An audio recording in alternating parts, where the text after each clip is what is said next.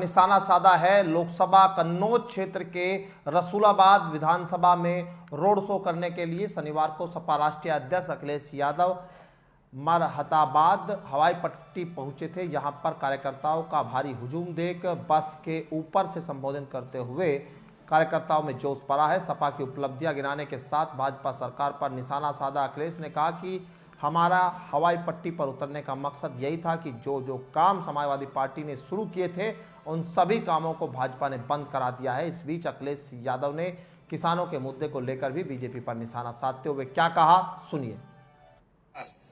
और कम समय में भर्ती करा करके दिखा दी, लेकिन जब से बीजेपी की सरकार आई है हर पेपर लीक हो गया है।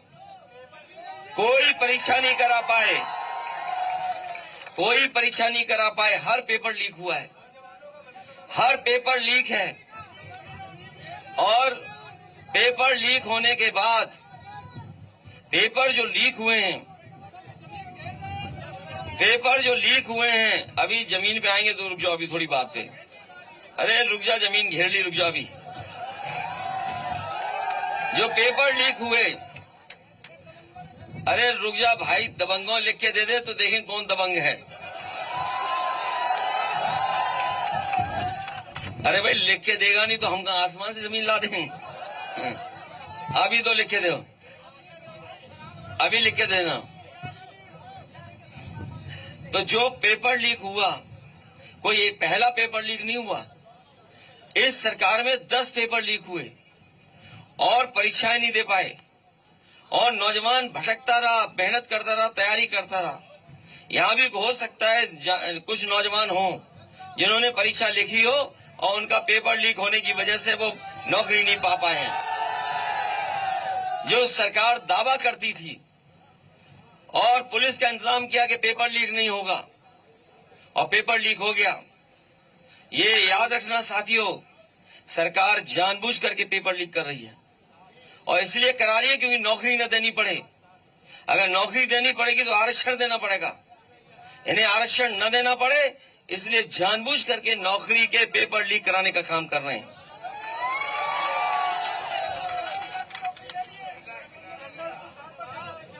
और पेपर लीक इतने बड़े पैमाने पर हुए हैं और 60 लाख, मैं एक बात कह दूं आपको, 60 लाख बच्चे हैं जिनकी नौकरी नहीं लग पाई पेपर लीक के कारण। और उनके परिवार के अलग हम 3 सदस्यों को मान लें तो 60 गुणा 3, 1,80,00,000।